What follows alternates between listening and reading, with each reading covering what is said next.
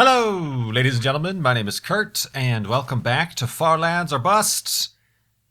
Vanishing grass textures. Woo! So yeah, here we are once again in Far Lands or Bust. There's Wolfie. How you doing? Let's exit the hidey hole. Let us secure the hidey hole. Replace the torch I knocked out, grab Wolfie, and continue. The sun is rising in the east. There's a spider in the northeast, and we are heading west. Look at all this junk I have. I should just, like, make a chest. Wolfie agrees and leave it behind. Of course, in the last episode, I was building little sculptures, so maybe we'll do that along the way. But yeah, welcome back to Far Lands or Bust. This is episode 302. It is Friday, October 4th, and we're still raising money for Child's Play charity over at farlandsorbust.com using the Child's Play charity official donation tracking widget on the home page. You can donate. We are currently this season at $46,659.21. Not too much of an increase from the last episode, but that's fine. That's all right. I mean, come on now. $46,000 for Child's Play charity thus far. This is the most we have raised. I suppose not counting a post-flobathon amount, but the most we have raised in a single season of Far Lands or Bust thus far. And we're going for $100,000 total this season, so keep giving at farlandsorbust.com. And ooh, it's a door. And maybe I should excuse me. Beep, bop, boop. There. Now I have sealed its fate. Keep giving at farlandsorbust.com, and I'll keep walking. And of course, not to worry about reaching the $100,000 goal. I do want to remind you that what is that? 1, 2, 3 weekends or 2 weekends? 2 weekends. Holy crumbs. No, might be 3 weekends. I don't have a calendar in front of me. I apologize. But we have the Mindcrack Marathon live stream. Is that what we're calling it? I don't know if we have an official name for it, but the Mindcrack server is holding a weekend live streaming marathon where we will be raising money for Child's Play charity towards the Far Lands or Bust bucket. There's speaking of spiders, a spider on my wall. I noticed out of the corner of my eye a small, this guy is maybe half an inch long, but a dark spot on an otherwise blemish-free wall. And it is slowly moving across my periphery. Whoa, watch your step there. Alright, I guess he'll stick around. It's been rainy this whole week. Which is just great. It's been very rainy here in the Midwest, so all of your summertime bugs and insects and spiders have found their ways to the dryness of the indoor. So I have had a bunch of spiders, and these little stink bug guys get everywhere. They are everywhere, and quite annoying indeed, and they do like to find every nook and cranny. Oh god, oh dear, okay. Things have become a bit more active. The spider has fallen, and he was swinging like a pendulum. Back and forth. Woo! Ooh. It's like a hidey hole. Boop, boop, boop, boop. And that was slightly alarming. And now he is starting to climb downwards beyond my desk and out of my sight. So if at any point I yelp and scream because something touches me on my leg or something, you'll know what it was. So long, spider. Perhaps you will find some food of other insects who have found their ways in. But anyway, sorry. Huge departure from what I was talking about there. Especially pointless because this is a Let's Play without video. I couldn't actually show you what was going on in the real world. We're talking about the Minecraft world. But yeah, Mindcrack live stream charity marathon is happening October 18th, 19th, and 20th. Like I said, we're raising money for Child's Play charity. The main purpose is we have a lot of these items, memorabilia, signatures from things that we have accumulated over the years at different Minecons, but other events and conventions and things. The least, or not the least of which, include some of those Mindcrack postcards that you may have seen floating around that we got signed not only by all of us who attended the previous Minecon in Paris, but also the Mojang crew, your Notch, your Jeb, your Dinner Bones, all the entire Mojang crew. We have one of those signed. I have two, count 'em, two Far Lands or Bust 3D glasses that were signed by Notch that I will be auctioning away as well.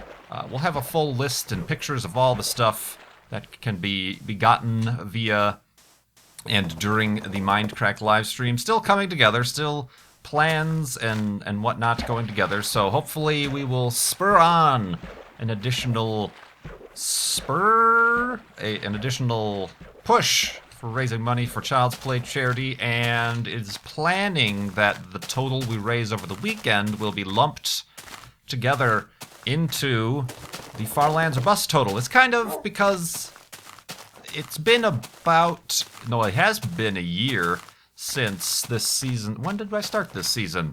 Well, last August, in August 2012, is when we had the last Flobathon. So yes, it has been over a year since a Far Lands or Bust live stream. So barring doing an actual Far Lands or Bust live stream, this is kind of a way for myself and the other Mindcrack guys to take a break from the normal. Hey, have a seat. Yes, I have business to attend to. from the normal stuff and give back and hopefully kind of a little bit of a run up, a precursor, if you will, get everybody excited for this year's Minecon happening in Orlando, Florida, the 2nd and 3rd of November. So that is less than a month away. Everybody freak out, 'cause there's so much stuff to do. Whew. Indeed. So yeah, look forward to that. And of course more details and the specific website and stuff like that when we get down to the brass tacks with that. But more importantly, woof, let me start answering some questions. I still have a backlog of questions from donors to farlandsorbust.com, Child's Play charity fundraiser. One of them, a very strange question that I'm not exactly sure how to answer, asks, have you had any fire-related things happen to you in the past? I assume you mean like, I burnt my house down, or, you know, my car burst into flames. No, I have been lucky enough, I suppose, to have not. I'm a little bit self-conscious about that spider now. I'm like checking under the desk. I've not had any fire-related things happen. I occasionally cause a smoke alarm or two to go off because of improper cooking techniques or something like that. The last time I tried to make buffalo wings. You get wings, you know, just plain wings at, you know, in the little styrofoam container at a grocery store. Put seasonings on them and like a gluten-free buffalo wing sauce. That's a problem. I can't have really buffalo wings from many or any restaurants because they generally fry them in the same fryer where they fry breaded items, but also the sauces are of unknown gluten content. So I found gluten-free buffalo wing sauce, and you do that and put them on a pan and put them in the oven. I was following the instructions, and things get really hot and splatter everywhere and hit the sides of the oven and start smoking, and then the fire alarms go off, and it's just madness. It's madness. It's Sparta. And so that was the last time I think the fire alarm went off for me. Oh, can I do this? I don't think I can make that jump. Hold on. Wolfie, I'm gonna have you sit, actually. Although if you fall, I suppose that's not that big a deal. There's water. Let's do that. Aha! Literally! I suppose I don't even need to do this. I could just put the bed down there, probably. Whoa. A literal elevated hidey hole, floating hidey hole for this first night of episode 302. I almost jumped off. 302 of Far Lands or Busts. One more darkness level and we'll be able to sleep.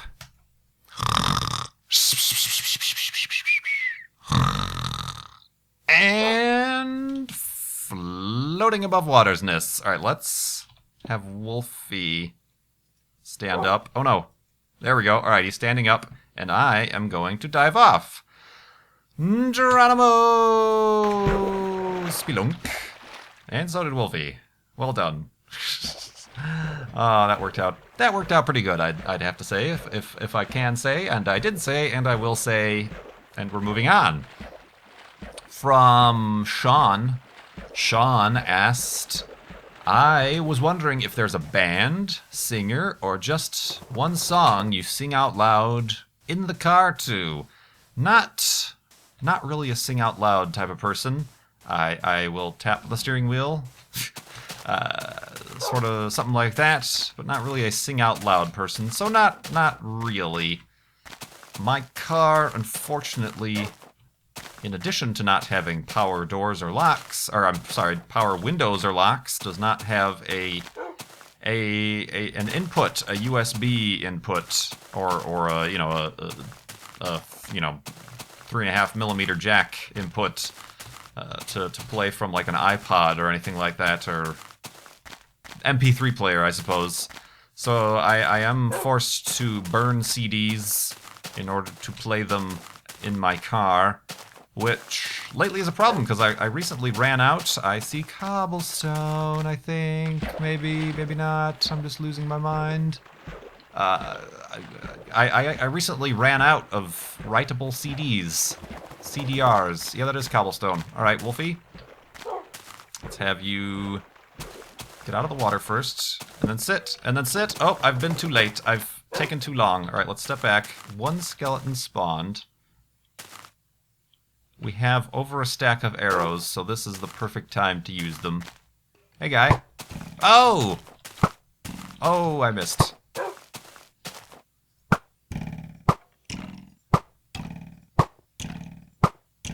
You're dead, sir. Alright, I think I'm out of range of the spawner still, so I'm gonna run in there and light things up.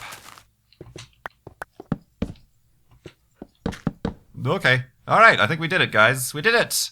We've taken down a skeleton spawner. Woof! What do we got? Oh my gosh, so much iron. And other things I don't need. Oh, I suppose. And so much bread! Holy cow, at the bread. I don't need any of that. I suppose, let's ditch all of this excess stuff that we've been carrying around for no reason. I suppose that's about it. And we'll continue on. Thank you very much, my skeleton friends, for giving me a place to stash the things for which I do not wish to have a place to stash. And there's nothing over here. All right. It's been a while since we've visited a spawner. I've been avoiding the ones that are not visible to the surface. That one was visible to the surface.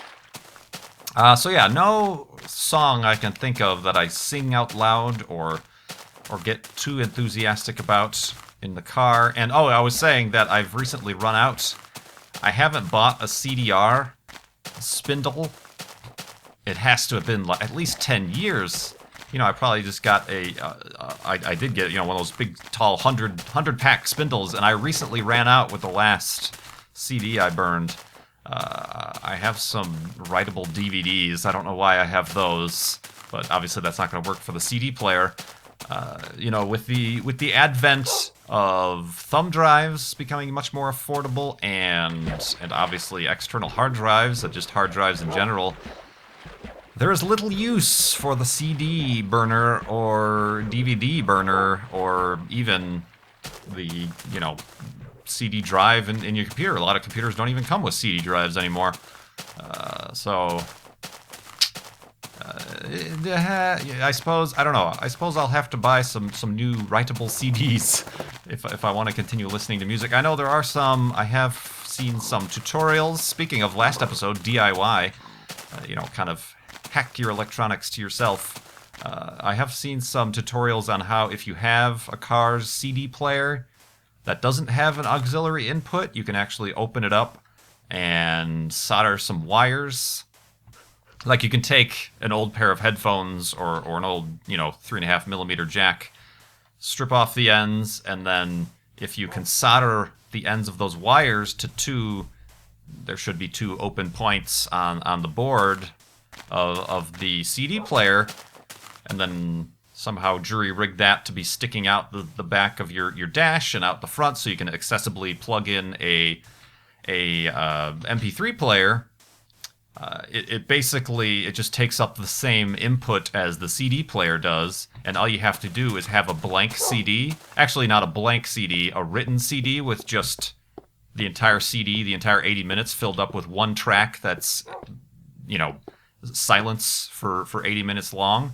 You pop that in and play it. Therefore, your CD player, your radio, thinks that there's a CD playing, but the actual audio is coming through that wire, that headphone jack that you plugged in, or that you soldered in to the right and left inputs from your MP3 player. And I've considered many times doing that, but I'm really not.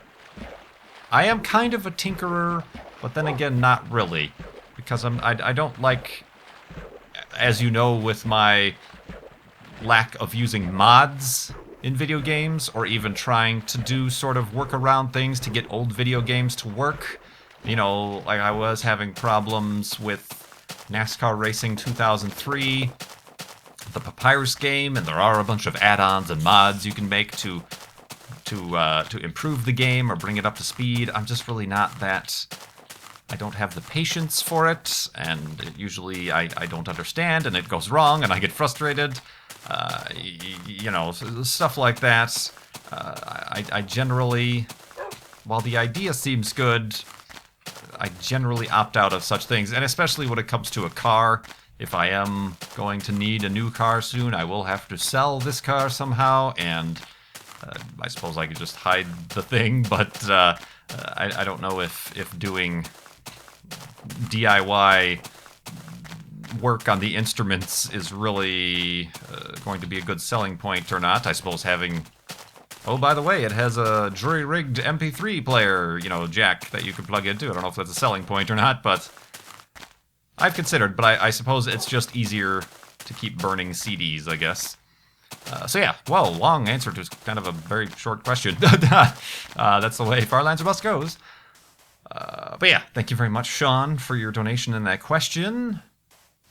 Well, I suppose similarly, an anonymous donor asked, I happen to be the weird teenager who really likes listening to classical music in my free time, and on the radio. But how has music shaped you? Okay, that took a turn I was not aware of. I thought he was going to ask about, do I like classical music or something? How has music shaped you? Do you have any fond memories with music? I'm not sure. I don't know how much I could say music has shaped me. Careful, Wolfie. As much as I could say, I can pinpoint particular moments where my musical tastes have been shaped. Everybody asks, what's your favorite this? What's the best album you ever heard? What's your favorite band? And I recently thought about this. I think if I was to be asked right now what your favorite or the best album or the most defining album of your musical taste history could be, what would it be? I think I would have to go with Radiohead OK Computer.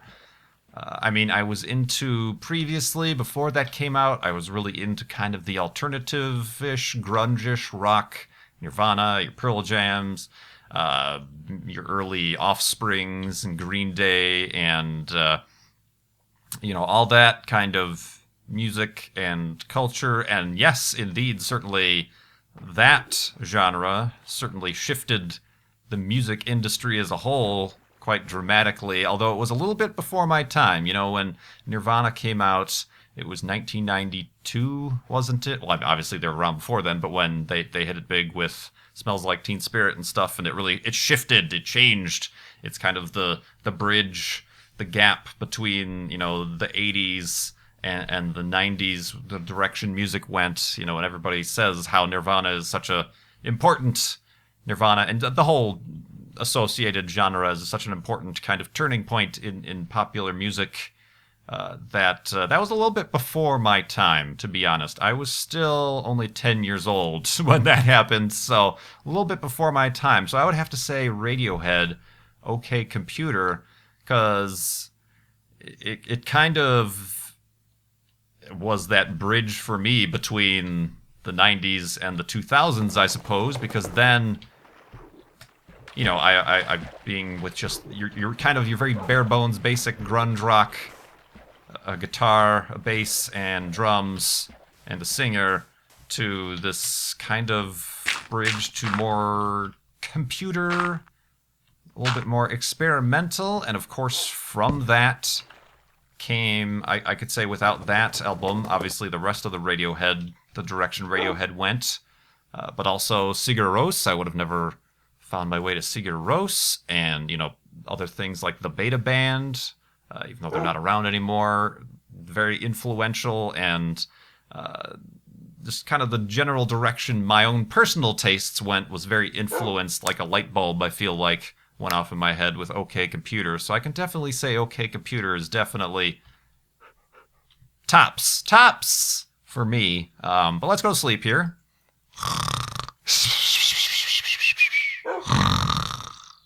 And OK Computerness.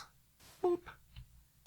Have a seat. Let me feed you a bone-shaped raw pork chop. That's from the texture pack, available in the video description below. So yeah, that's what I would say. I don't know how much I could say it changed me as a person or my personality, but I can say at least in terms of musical tastes, that's kind of the strange forked direction my own musical tastes went. So yeah. Let's go on here from a question from Kyle. What is your opinion of the private ownership of land on other planets? For example, should a person company be able to own or sell land on, say, Europa?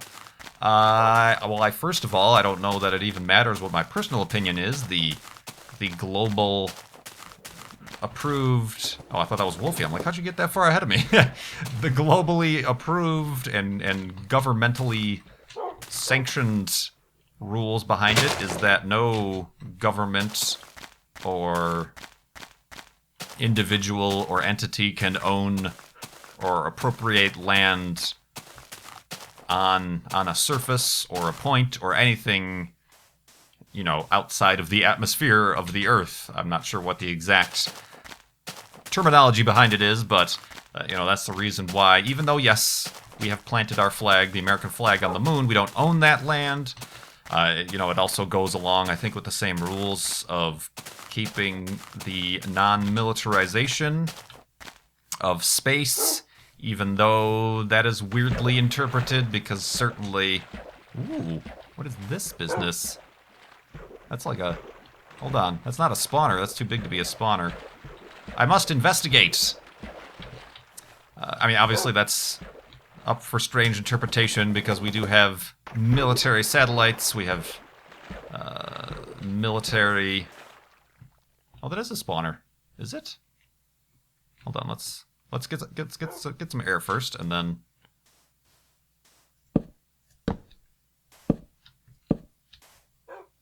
Oh, maybe it's not.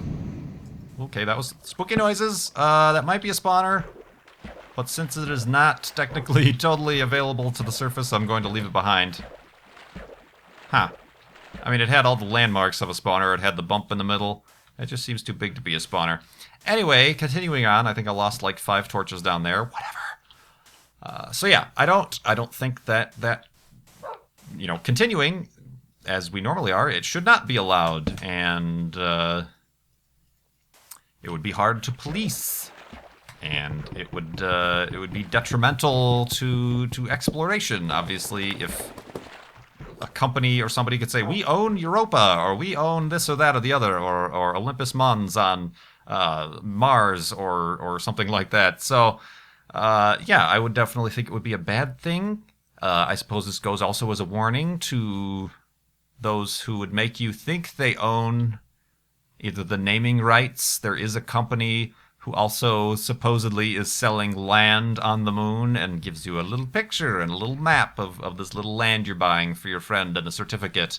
Of course, there's also the companies who sell stars. Name a star. And then they'll give you a fancy star chart and say, oh, you've named it Susan or whatever, to give to your girlfriend or whatever. And those are all fake. There is no official acknowledgement or astronomical or governmental approval or acknowledgement of those things.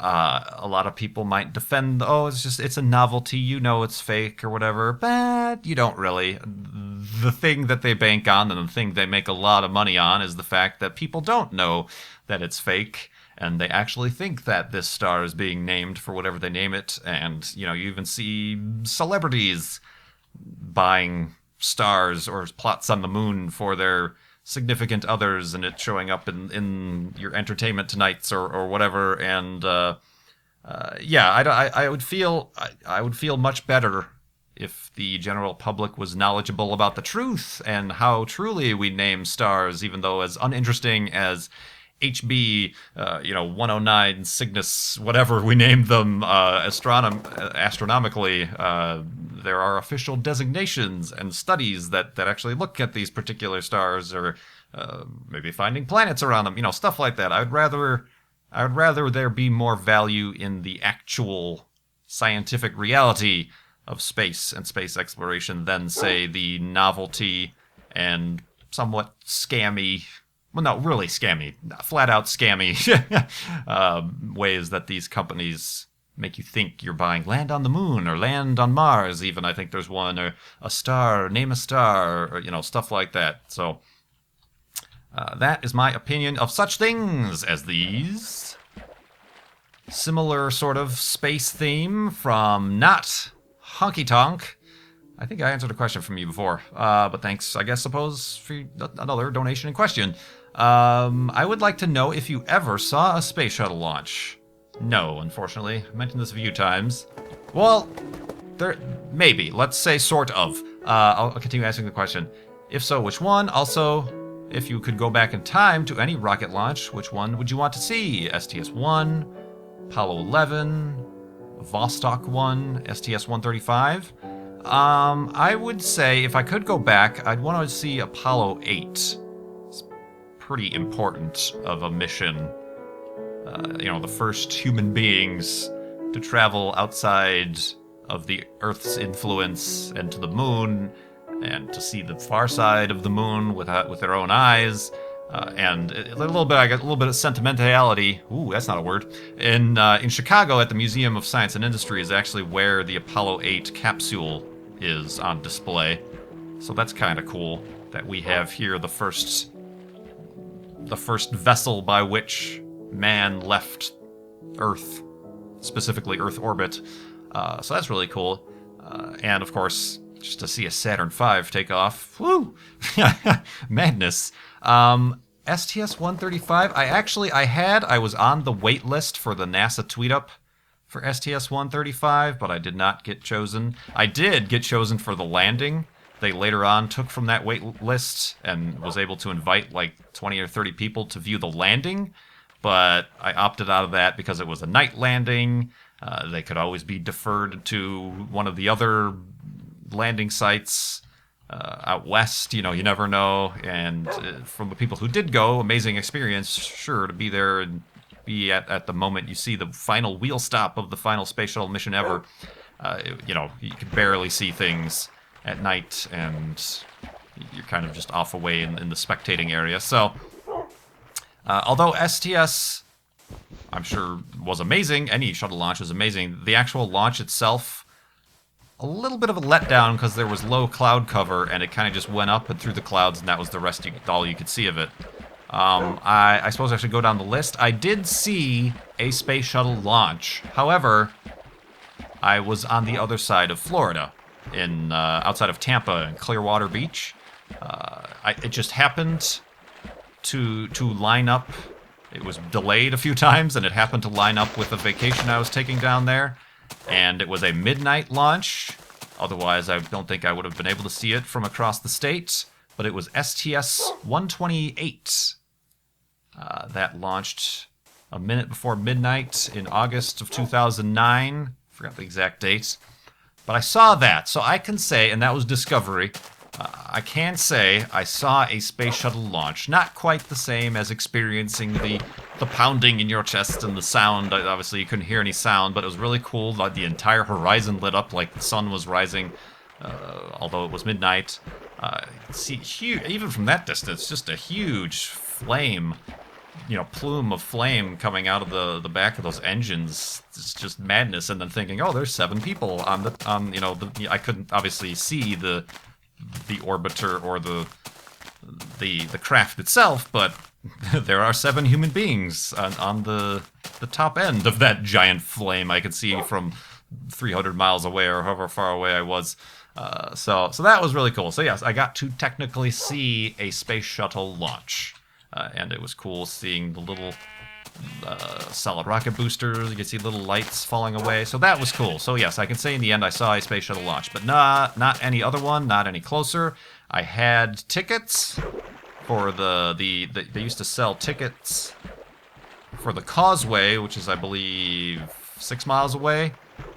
That used to just be open to the public. Like, when there was a launch, people could go out there whenever they want and just park their cars and watch a launch. But then security and crowd control and whatnot took place, and the Kennedy Space Center Visitor Center had to start selling tickets for that. I had tickets for that, but that got delayed to where I couldn't see that.